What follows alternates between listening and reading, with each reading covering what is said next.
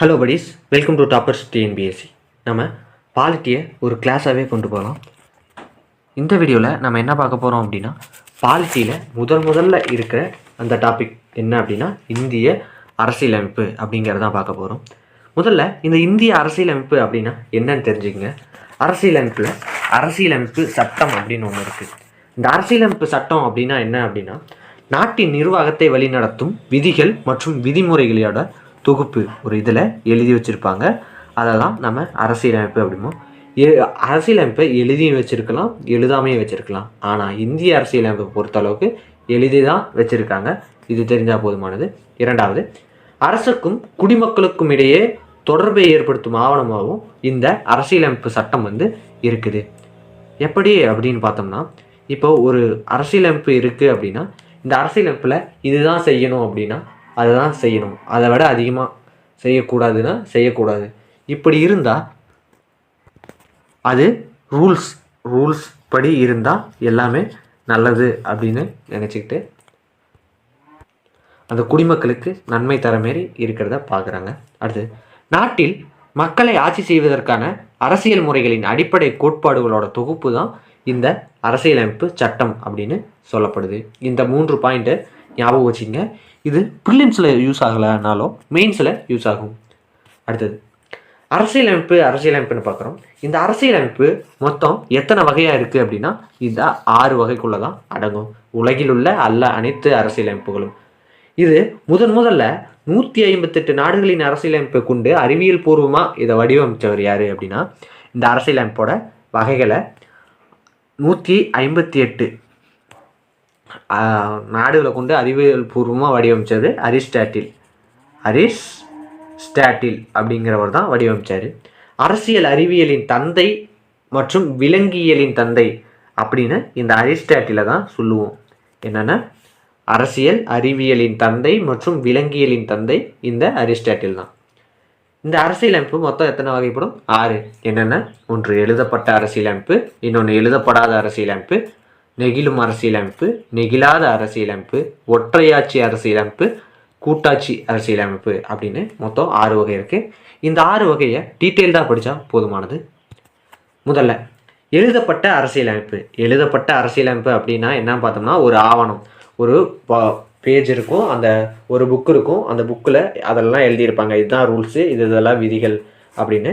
இது அரசாங்கத்தை நடத்துவதற்கான அடிப்படை விதிகளை தெளிவாக எடுத்து கூறுறது தான் இந்த எழுதப்பட்ட அரசியலமைப்பு அப்படிங்கிறது. இதெல்லாம் எழுதப்பட்ட அரசியலமைப்பு அப்படின்னு பார்த்தோம்னா, இந்தியா, அமெரிக்கா, பிரான்ஸ், ஆஸ்திரேலியா இந்த 4 நாடுகளும் எழுதப்பட்ட அரசியலமைப்பை கொண்டிருக்கு. இந்த 4 நாடுகளும் எழுதப்பட்ட அரசியலமைப்பை கொண்டிருக்கு. இதை ஞாபகம் வச்சுங்க, இது போதுமானது. அடுத்தது, எழுதப்படாத அரசியலமைப்பு. இந்த எழுதப்படாத அரசியலமைப்பில் என்னென்ன அப்படின்னு பார்த்தோம்னா, விதி மற்றும் விதிமுறைகள் தான் இருக்கும். ஆனால் அதுவுமே எழுதியிருக்க மாட்டாங்க. ஆனால் பாரம்பரியமாக கடைபிடிச்சிட்டு வருவாங்க. பாரம்பரிய முறையை பின்பற்றி இதுதான் அப்படின்னு கடைபிடிச்சிட்டு வருவாங்க. ஆனால் இதை எழுதியிருக்க மாட்டாங்க. அதை தான் நான் எழுதப்படாத அரசியலமைப்பு, அன்ரிட்டன் கான்ஸ்டிடியூஷன் அப்படின்னு சொல்லுவாங்க. இது எது அப்படின்னு பார்த்தோம்னா, இங்கிலாந்தும் நியூசிலாந்தும் ஆகிய 2 நாடுகளை சொல்லலாம். இங்கிலாந்து நியூசிலாந்தும் எப்படி இருக்கும் அப்படின்னு பார்த்தோம்னா, கொஞ்சம் தூரமாக தான் இருக்கும். அதை பார்த்துங்க. அடுத்தது, நெகிழும் அரசியலமைப்பு. இந்த நெகிழும் அரசியலமைப்பு இங்கிலாந்து நியூசிலாந்து கொடுத்துருக்காங்களா? இங்கே பாருங்கள், எல்லாம் ஒன்று தான், நீங்கள் குழம்பக்கூடாது.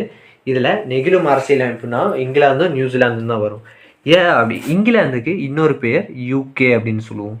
இதை ஞாபகம் வச்சுங்க. ஏன்னா 2022 குரூப் 2ல் யூகே அப்படின்னு சொல்லி கொடுத்துருக்காங்க. இன்னொன்று யூஎஸ்ஏ அப்படின்னா அமெரிக்கா அப்படின்னு. இந்த 2ஐயும் ஞாபகம் வச்சுங்க.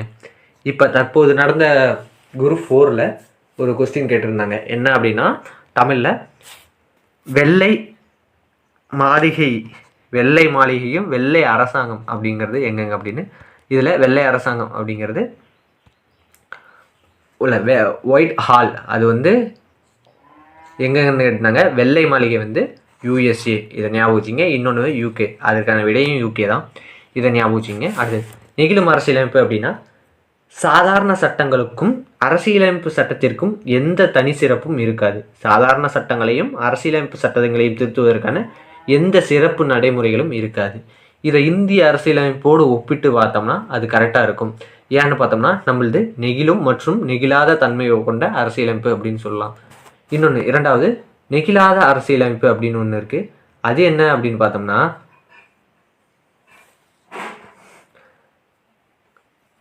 America, Australia, Switzerland. நெகிழாத அரசியலமைப்பு என்னென்ன அப்படின்னா அமெரிக்கா, ஆஸ்திரேலியா, சுவிட்சர்லாந்து. அது என்ன அப்படின்னா திருத்தம் செய்ய இயலாத அல்லது மாற்றம் செய்ய இயலாத அரசியலமைப்பு தான் நெகிழாத அரசியலமைப்பு அப்படின்னு சொல்லலாம். இந்த நெகிழாத அரசியலமைப்பை திருத்தம் செய்ய சிறப்பு நடைமுறைகள் கூறப்பட்டிருக்கும். சிறப்பு நடைமுறைகள் கூறப்பட்டிருக்கும் அப்படின்னு. அது என்னென்ன அப்படின்னா அமெரிக்காவை யூஎஸ்ஏ அப்படின்னு சொல்லுவோம். ஆஸ்திரேலியா அடுத்ததா இந்த சுவிட்சர்லாந்து அப்படிங்கிற 3 கண்ட்ரியை ஞாபகம் வச்சுங்க. இன்னொன்று என்ன அப்படின்னு பார்த்தோம்னா ஒற்றையாட்சி அரசியலமைப்பு. இதற்கு முன்னாடி இந்த நெகிழும் நெகிழாத அரசியலமைப்பில் நீங்கள் 2 தெரிஞ்சுக்கங்க. அது என்னென்ன அப்படின்னு பார்த்தோம்னா இந்தியா நெகிழும் மற்றும் நெகிழா தன்மை கொண்டது. இதில் 3 வகையில் நாம் அரசியலமைப்பை திருத்துறோம். ஒன்று சாதாரண பெரும்பான்மை, இரண்டாவது சிறப்பு பெரும்பான்மை, மூன்றாவது சிறப்பு பெரும்பான்மை கூட்டல் பாதிக்கும் மேற்பட்ட மாநில சட்டமன்றங்களின் ஒப்புதல்.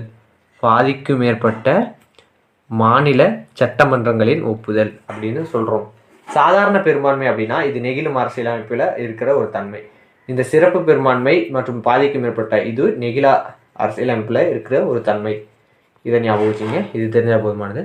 அடுத்ததாக ஒற்றையாட்சி அரசியலமைப்பு, யூனிட்டரி கான்ஸ்டியூஷன் அப்படிம்போம். இது என்ன அப்படின்னா ஒரே ஒரு அரசு மட்டும்தான் இருக்கும். மத்திய அரசு, மாநில அரசு அப்படின்னு எதுவும் இருக்காது. நம்மளது இப்போ இந்தியாவை பொறுத்தளவுக்கு மத்திய அரசு, மேலே மத்திய அரசு, கீழே மாநிலங்கள் அப்படிங்கிற மாநில அரசு ஆகிய 2மே இருக்குது. இது 2மே இருக்கிறது ஒற்றையாட்சியில் ஒரே ஒரு அரசு மட்டும்தான் இருக்கும். மத்திய அரசு மட்டும்தான் இருக்கும், மாநில அரசு இருக்காது. அனைத்து அதிகாரங்களும் ஒரே இடத்துல குவிஞ்சிருக்க அரசியலமைப்பு இது ஒற்றையாட்சி அரசியலமைப்பு அப்படின்னு சொல்லலாம். இது மிக பழமையான அரசாங்கம் என்ன அப்படின்னா பிரிட்டிஷ், இங்கிலாந்து, அதுதான் பிரிட்டிஷ் அப்படிமோ, நியூசிலாந்து, ஜப்பான், இலங்கை, பிரான்ஸ், பெல்ஜியம், இத்தாலி ஆகிய இடங்களில் இந்த ஒற்றையாட்சி அரசியலமைப்பு மட்டும்தான் இருக்கும். வேறு எந்த அரசியலமைப்பும் இருக்காது. மத்திய அரசு மட்டும்தான் இருக்கும் அப்படின்னா அது இந்த ஒற்றையாட்சி அரசியலமைப்பு தான். மிக பழமையான அரசாங்கம் பிரிட்டிஷ் முடியாட்சி, இது அரசியலமைப்பு முடியாட்சி அப்படின்னு சொல்கிறாங்க. அரசு அப்படின்னா ஸ்டேட்டஸ் என்ற இன்னொன்று புரிஞ்சுங்க. அரசு அப்படின்னா ஸ்டேட்டு. நம்ம அரசை ஸ்டேட் அப்படின்னு கூப்பிடுவோம். அரசுனா ஸ்டேட் அப்படிங்கிற ஒரு பெயரில் அழைப்போம். இது எங்கேருந்து இந்த பெயர் வந்ததுன்னா ஸ்டேட்டஸ் அப்படிங்கிற லத்தீன் சொல்லேருந்து தான் இந்த பெயரை கொண்டு வந்திருப்பாங்க. இன்னொன்று அரசாங்கம் அப்படின்னா கவர்மெண்ட் அப்படின்னு சொல்லுவோம். இது கவர்னர் அப்படிங்கிற பழைய பிரெஞ்சு சொல்லிலிருந்து இது தோன்றியிருக்கு. கவர்னர் என்ற பழைய பிரெஞ்சு சொல் குபர்னர் என்ற லத்தீன் சொல்லிருந்து தோன்றியிருக்கு. முதல்ல இதை நீங்கள் கரெக்டாக புரிஞ்சுக்கிட்டீங்கன்னா இது எழுதிடலாம். ஃபஸ்ட்டு ஸ்டேட் அப்படிங்கிறது ஸ்டேட்டஸ் அப்படிங்கிற லத்தீன் சொல்லேருந்து தோன்றியிருக்கு. அடுத்தது கவர்னர் அப்படிங்கிறது ஃப்ரெஞ்சு சொல். இந்த ஃப்ரெஞ்சு இந்த கவர்னர் அப்படிங்கிற சொல் எதிலிருந்து வந்தது அப்படின்னா குபர்னர் அப்படிங்கிற லத்தீன் சொல்லேருந்து வந்ததுருக்கு. இது தெரிஞ்சுக்க. இது ஒற்றையாட்சி இல்லை. இதில் இருக்கிற ஒவ்வொன்றுமே முக்கியம்.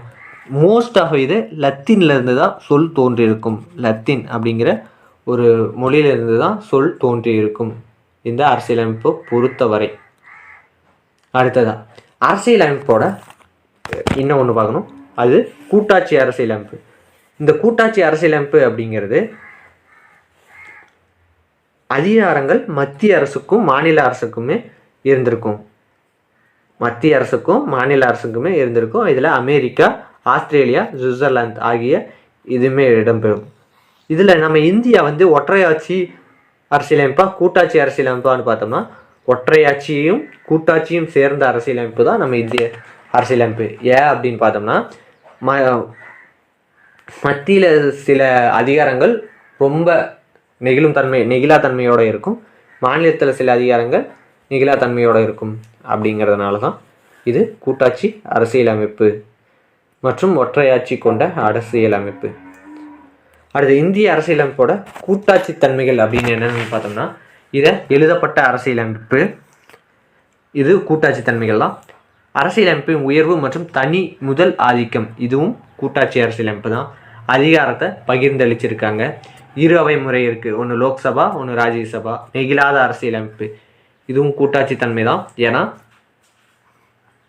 சிறப்பு பெரும்பான்மை இருக்கிறதுக்கு என்ன பார்த்தோம், பாதிக்கும் மேற்பட்ட மாநில சட்டமன்றங்களோட ஒப்புதல் தேவைங்கிறத பார்த்துருப்போம்.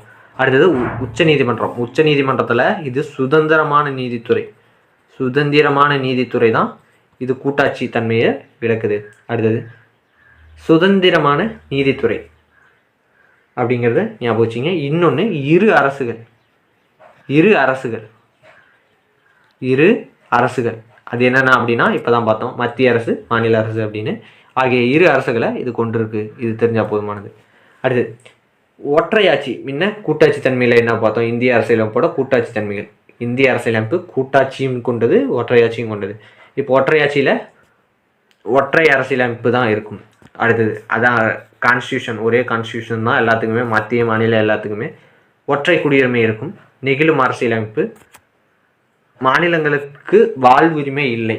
அதாவது போர் நெருக்கடி காலத்தில் மத்திய அரசு நினைச்சா மாநிலங்களோட ஆட்சியை வந்து கலைக்கலாம்.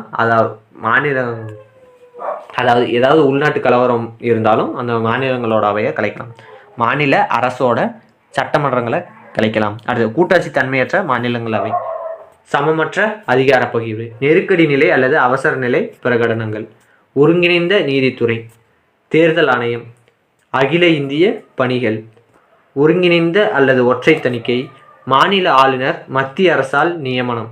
இந்த மாநில ஆளுநர் மத்திய அரசால் நியமனம் இதுக்கு ஒரு உங்களுக்கு தெரிஞ்சிருக்க வாய்ப்பு இருக்குது. நியூஸ் பேப்பரை படிச்சிருந்தீங்க அப்படின்னா இதை கரெக்டாக போட்டிருப்பீங்க. ஏன்னு பார்த்தோம்னா நம்ம தமிழ்நாடை பொறுத்த அளவுக்கு தமிழ்நாட்டில் ஆளுநர் வந்து நாமினல் எக்ஸிக்யூட்டிவாக இருந்துக்கிட்டு நிறைய பில்லுக்கு ஒப்புதல் தர மாட்டேங்கிறாரு. அது தெரிஞ்ச விஷயம் தான். மாநில பட்டியல் மீது மத்திய அரசோட அதிகாரம், வலுவான மத்திய அரசு, இதெல்லாம் ஒற்றையாட்சி தன்மைகள்.